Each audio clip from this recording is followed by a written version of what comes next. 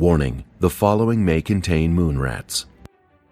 Join fantasy authors Phil Tucker, Timandra Whitecastle, David Benem, Benedict Patrick, and Josiah Bancroft as they roll dice and take on the bad guys in a game of Dungeons and Dragons. 5 authors, 5 worlds, 1 adventure. It's time to get crit-faced.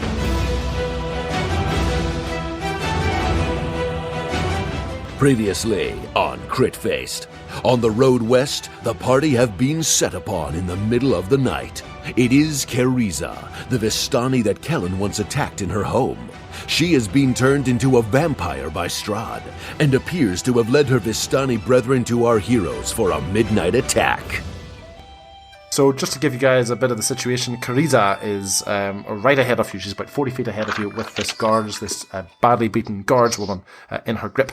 However, what's closer to you are the ring of Vistani soldiers in about a semicircle ring around you, basically with Kareeza in the middle of the semicircle, slightly removed from it, and there are 8 of them, each of them roughly 30 feet away from you.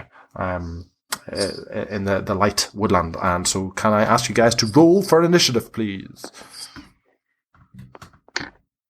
Oh, yeah. 22. Okay, so Kellen's on 22. What did Jean get? 16. 16. What did Master Sonny get? 13. 13. And Bernard? 20. 20. Okay, this is the order of combat. It's gonna be Kellen, then Bernard, then all of the Vistani, then Jean, then Master Sona, and finally Kareeza will be at the end. So, Kellen, what's the plan? I am flying into a barbaric rage. No way! Flying, snarling, and I'm using my blood spear on the closest Vistani guard. Okay. I mean, they're all about equal distance. Are you heading to one that's close to Kareeza, or are you heading to one that's a distance from Kareeza? Distance from Kareeza. If she was north of the compass point, you could basically go anywhere from east to west and anything in between up to, I'll head the north. Straight east. Straight east? Okay. Wait, that's different. Did you say you wanted to go close to Kareeza? Farther away. Farther away. Okay, straight east. Okay, Kellen. They're only about 30 feet away from you, so I believe that you can complete that charge. Is that right? So you take the sort of furthest eastern one, and so this is actually a Vistani woman who she had her crossbow drawn, but as she saw you charge toward her, she slung the bow over her back. It's tied on a strap around her shoulders, and she whipped out a curved sword as well, and bared her teeth at you as you go to strike. Okay, right in the face with the blood spear. Okay. Shoot. 19. 19 versus AC will hit, and that'll do 9 points of damage. Okay. I mean, that is horrific. She basically holds up her left arm to ward off your blow, and you cleave straight through her wrist, and she gives a cry as her hand drops to the ground. She is horrifically wounded. And I will continue to horrifically wound her. Okay. 26. 26. Would you like to describe her death? It went right. The blood spear goes right through her face, or through her snarled teeth, snapping the teeth in two, and plunges out the back of her skull. She sits there for a moment, and I'm laughing in her face with the spear through it. I jerk it out, and just this font of blood spews out as she flops to the ground. Do you have these pre-written? Is that a thing? All my kills are exactly that. Okay. So yes, she's dead. What's next? I'm going to attack the one next to her. So the one next to her is a wee distance away. Do you have any movement left? 10 feet. Yep, you'll be able to make the next one. Okay. Okay. I miss, I'm sure. 10. 10 does miss. You're correct. Okay. So, that's the end of my turn. Okay, excellent. Bernard, it's your turn. You've just seen Kellen take his opponent apart off to the east. You've got this vampire north of you and this range of individuals. You can tell that they are about to unload their crossbows in your general direction. What's the plan? We didn't get to rest, right, since our previous combat? That is correct. Oh, no, you did. You did. Your previous combat was the combat with the wolves, and you rested after the combat with the wolves before you set off on your travels. So you guys are fully rested. Yep. Okay, so we got a long rest in. Mm-hmm. Okay, great. I am going to charge. How far away is Kareeza? Kareeza is 40 feet away, and she's got the guards woman in her grip. Okay. I am going to hand around the channel neck. I am going to channel divinity, turn the unholy. Mm-hmm. As an action, you can censure fiends and undead. Each fiend or undead that can see or hear you within 30 feet must make a wisdom saving throw, DC 15. So she is 40 feet away. I assume you're going to move forward to... Yeah, I'll move forward 15 feet. Yeah. On a failure, it is turned for 1 minute or until it takes damage. So I'm hoping that will cause her to drop the guard lady. So what does it mean? What does it mean when she's turned? That means she has to run away. Okay, so wisdom saving throw. She gets 11. There you go. So Bernard dashes forward and raises his holy symbol of the Morning Lord, and it lights up with its own inner glow, and he shouts forth, "Unhand that innocent woman." Well, I'm assuming she's innocent, but we've all lived complicated lives. But we're not judging. Let her go and be gone from this moment, you foul being. And I gesture a couple of times as if like trying to make it work. Okay. Do you have a description of exactly what happens when someone turns? Like, is there anything else that's supposed to happen, or? Traditionally, they just run away as fast as they can. I can look it up. Yeah, well, just so because it's the first time doing it, just in case because you might cause damage. They disintegrate immediately. Yeah. Okay. And drop all their gold. Hi. And they turn into gold. They turn into gold. Excellent. It's a really good spell. We had the same handbook, I see. Let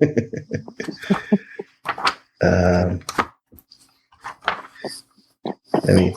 PQR.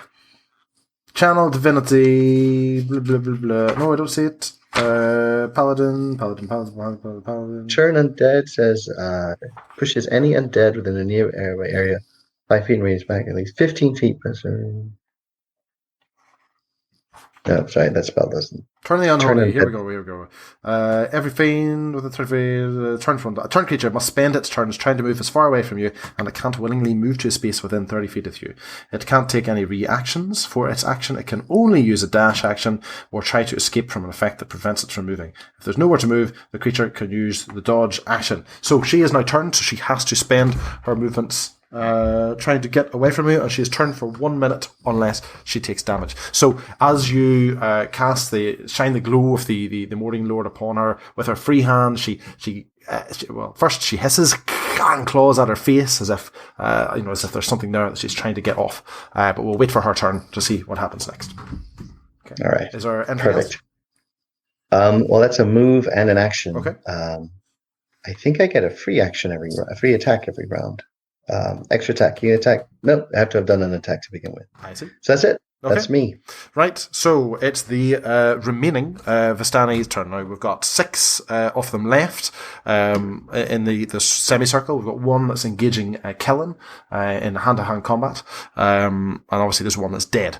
So we'll deal with the one with Kellen first. So this is a sort of...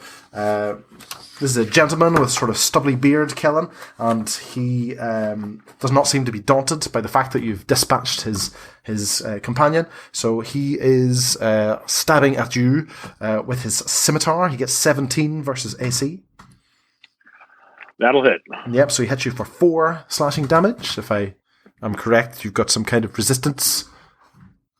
Yeah. So that's just down to 2 slashing damage. It's Not even a flesh wound. Not even a flesh wound. So the rest of the Vistani, realizing that you guys are opponents to be reckoned with, they are not going to close in with you. They are instead going to shoot at you with their crossbows. And because Bernard has moved forward from the group and he seems to be causing their mistress some kind of distress, 3 of them are going to shoot at him. So the first one, Bernard, shoots at you for 10 versus AC. No, and the second one, gets 22 versus AC.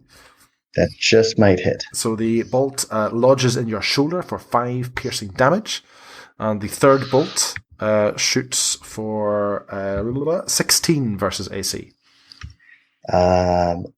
Yes, but I'm trying to remember if I cast Protection from Evil at the end of the last round. Does anybody remember that spell? Protection from Evil? I do. I remember very clearly. Yeah, for sure. Yeah. Yep. Actually, I cast it on Tim because Tim got Sanctuary. Oh, she got Sanctuary. Mm-hmm. I do remember that. I will say I didn't then because I don't have. The Morning Lord frowns on any sketchiness. So no. All right, so I take another 5 damage. Okay, so that's so basically. One on the shoulder, one on the chest, thud. So 10 piercing damage in total. Master Sana and Jean, we've got 3 left. 2 are shooting at Jean and 1 at Master Sana because I rolled a die and it came up even, and that was what I attributed it to you. So 10. Wait, shouldn't there only be 1? Because I killed 1 and 1's engaging me with the scimitar. There were 8 in total. So you've taken 2 out, 3 shot at Bernard, and now he was doing barbarian math. Yeah. So Jean, your first, you hear the whistle off the bolt. It got 11 to hit. Does that hit your armor? It went right past my ear, and the pitch of the whistle was a C flat. So right, thank you. 11 versus AC, and the next one. The next one was 13 versus AC. Yeah, that will hit. Yeah, and that hits for 5 piercing damage right in the thigh. Okay. Not my thigh. That's my best quality. Okay, and Master Sana, 17 versus AC. No, Master Sana will deflect missiles, please. What? Explain. Yes. So, starting at level 3, you can use your reaction to deflect or catch the missile when you are hit by a ranged weapon attack. Well, you have been hit, but so you're using your reaction to catch it instead, or deflect it? Okay, and what does that look like for everyone? Because it's our first time seeing that. Yeah, I know. Because we haven't had ranged weapons.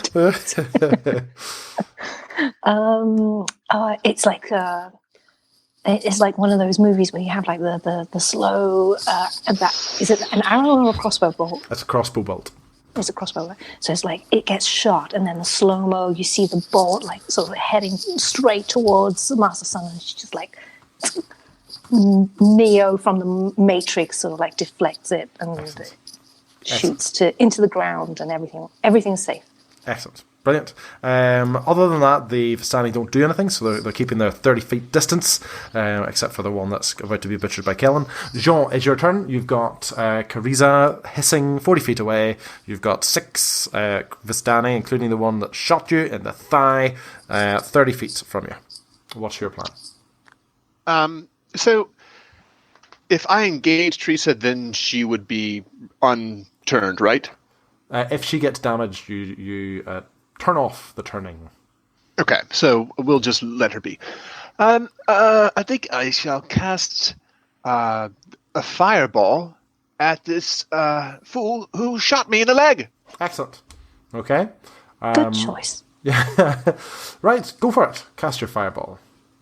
Right. 14. 14 versus. Is it versus AC? Is that what you're rolling? Yeah. I thought that's right. Is that what you do? I don't know.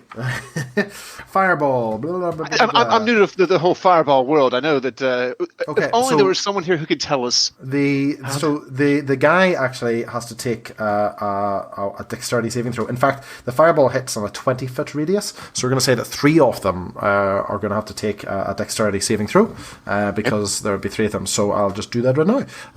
So the first one gets 13 versus AC. Do you know what your spell save DC is?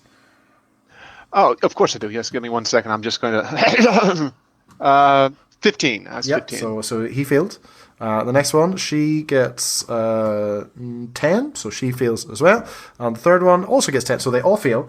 So how much damage do you do to these poor people? Well, it's a minor thing. I believe it's let me see, 8d6s. Holy crap! Right, would you like to roll that, please? Just roll. I think just roll it once, and we'll just apply the same damage to each of them. 8.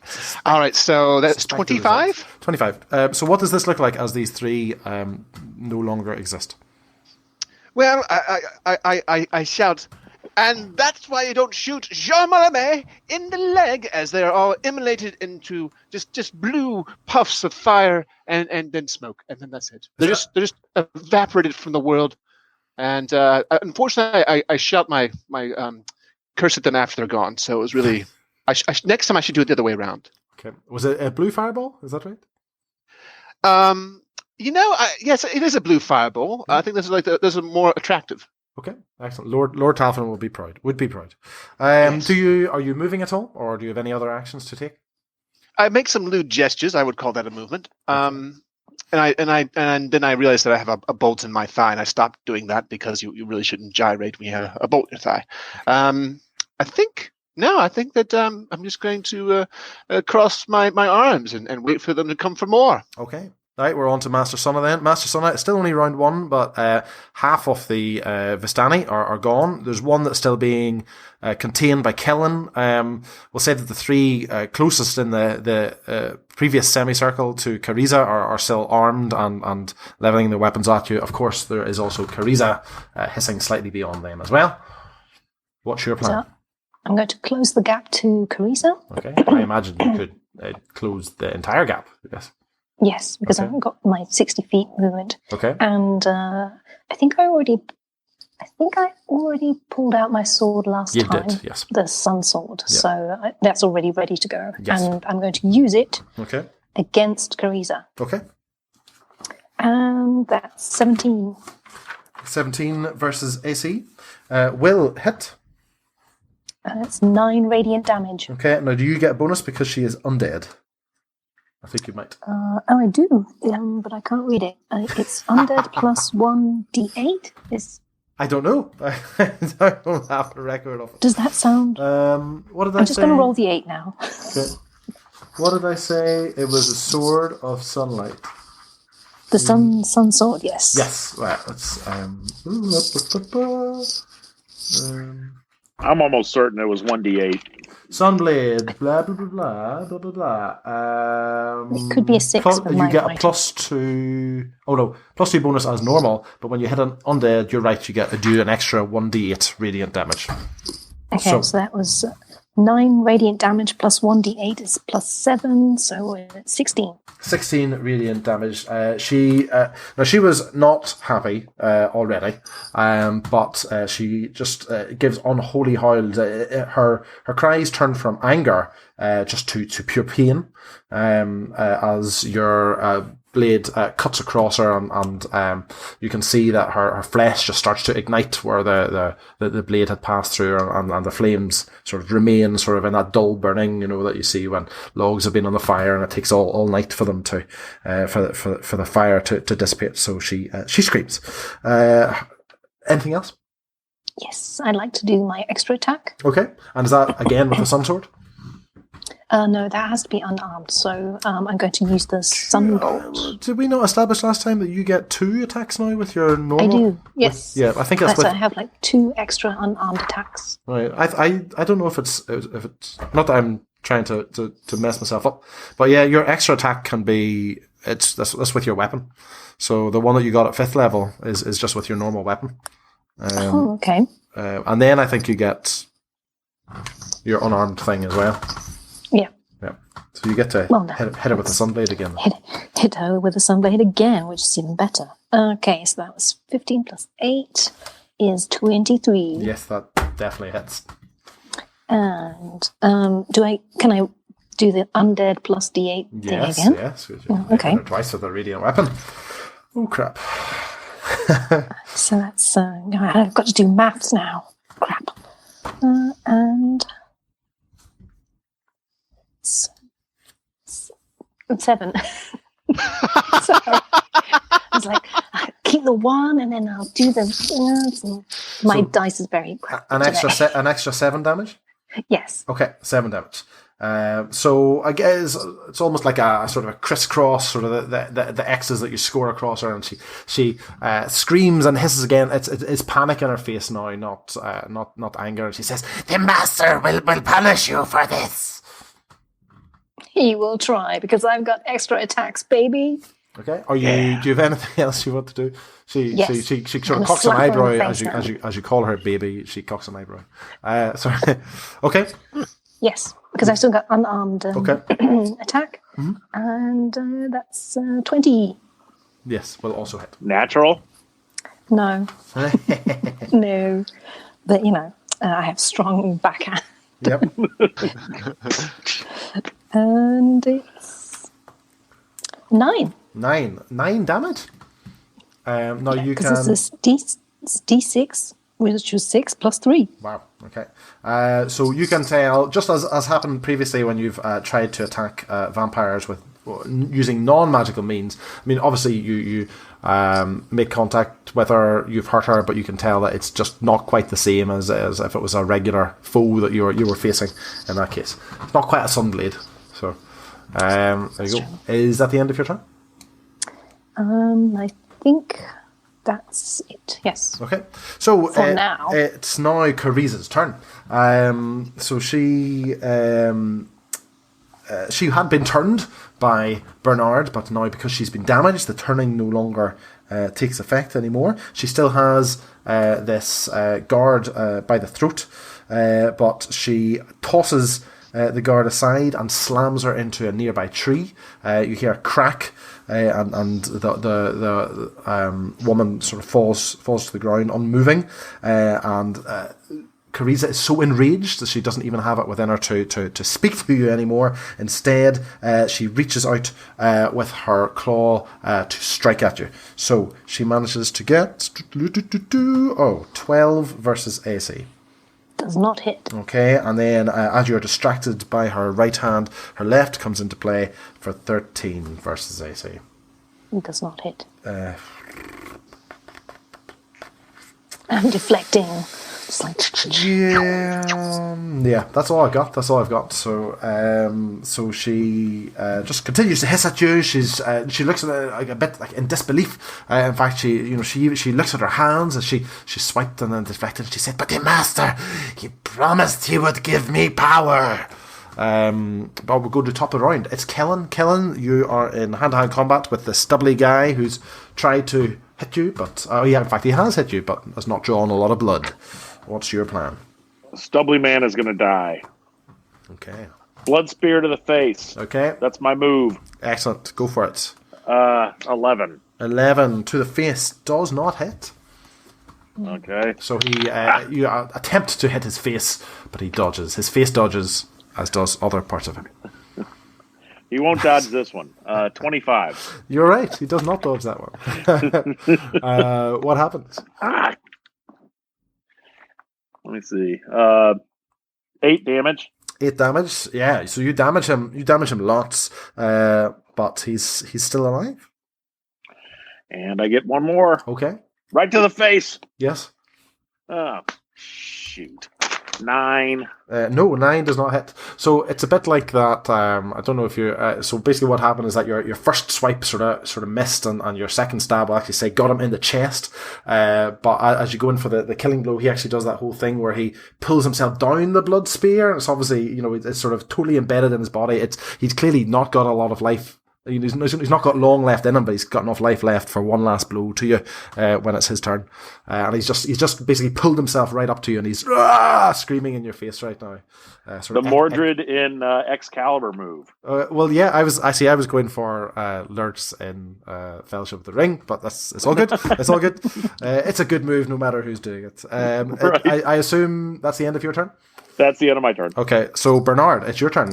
You are now 25 feet away from where Master Sunna is doing flashy light combat with Kareeza. You've seen our guard fall to the ground. There are 3 other Vistani within striking distance of you, still with our crossbows on the go. All right, I'm going to stow my symbol of the Morning Lord and sprint over to where Master Sana is fighting, and swing my blade back from about 20 feet away and use all that momentum behind the blow as I close in, and also use a spell slot to do Divine Smite on the attack if it hits. Right, let's go. All right, so it is 20 plus 5.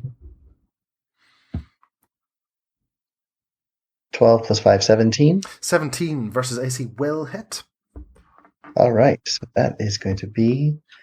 so the sword does 2d6 plus 2, and then I get, because it's Divine Smite, I get 2d8 extra radiant damage plus 1d8 against undead. So it's 2d6 right. plus 2 plus 3d8. Can we roll the normal slashing damage first? Because it'll not affect her as much as the rest of it. All right, so she takes 6 plus 4, 10, that's 12 regular damage. Okay, 12. And again, you can tell that the hit doesn't affect her as much as you would expect it to. But obviously, you do. This is a Divine Smite hit. The Divine Smite affects the entire hit, I think. Okay. That's I might be wrong. No, but I think I'm down. No, I think you are. No. Divine Smite. It should be like the heavens open, like this huge, massive light. God reaches down, grabs her, and pulls her back up. Yeah. Flings her over the horizon. It's a Monty Python foot. That's even better, Yeah. It doesn't say anything about it changing it into a magical attack, but you do have the extra damage, which is radiant. Sure. I'll Google it while you're calculating the other damage. No worries. So it's an extra 2d8 searing. Searing damage has another 8 damage, searing, and then 1d8 because it's undead. That's another 2. So another extra 10 damage on top of that. Okay, an extra 10 damage, and I might give you an extra 6 once I have a look. So, what does that look like, Divine Smite? Well, the heavens open up 400 chariots. No. So the blade catches fire with a white coruscating flame just as it cleaves into her side. And there's a brief moment where there's a flash, almost as if the sun were rising from within the wound. And then the blade comes out the other side and it goes dark again. But Bernard gets a second attack. So he reverses his grip on the blade and he spins unnecessarily a 360-degree turn. My God. Dropping into a crouch to cleave off her leg at the knee, laughing merrily as he does so. Okay. A 9 plus 5, 14. No, 14 will not hit, so you go for the leg swipe, but she leaps over it. And Bernard laughs in congratulations, like, ha, well done, and rises back up to continue the fight. Okay. But he's a little annoyed. He's trying to hide it. Okay, I'm just trying to figure out what's happening. Yes, there you go. A lot of people are still saying the weapon dice are not magical, but your extra damage is magical because it doesn't change it into a magical attack. So, okay, that's good. Go. That's good.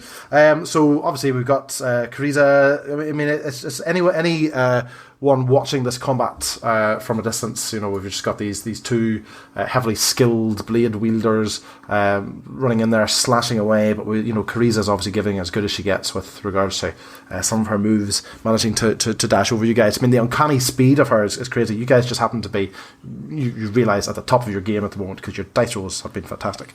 And now it's time for the remaining Vistani. Now, Kellen, you still have your guy who's screaming in your face, so he, instead of whips out a dagger from his belt and tries to stab it into your gut while he's screaming in your face. So he gets 14 versus AC. Miss. Missed. So I imagine what happens is that you just sort of grab his wrist and give it a crack and break it, and he drops the dagger just as he tries to stab at you. This ineffectual. Precisely. This ineffectual final move. And then, Jean, since you are sort of sitting all by yourself, we're going to have two crossbow guys shoot at you, and the third one is going to try to take a shot at Kellen, while Kellen is killing their comrade. So Kellen, we'll shoot at Kellen first, actually. So 16 versus AC, Kellen? My AC's 16, so that'll hit. Slams into your back for 5 piercing damage. Do I round up or round down? You round up. You round up, so it's 3 piercing damage for you. Okay. Okay, and Jean, Sean, the first one gets 22 versus AC, which I imagine hits. And the second one gets 20 versus AC, so you get 2 more bolts. You can choose which parts of your body they embed into. So in total, that's 10 piercing damage you take. I'm going to have them all in the same thigh, because I feel like it makes more of a bouquet effect, you know? Excellent. Crit Faced is a weekly Dungeons & Dragons podcast. To make sure you never miss an episode, and to get an exclusive prequel episode of the podcast, where you can find out what our characters were up to before this adventure began, head over to critfacedpodcasts.com and join our Crit Faced fan group.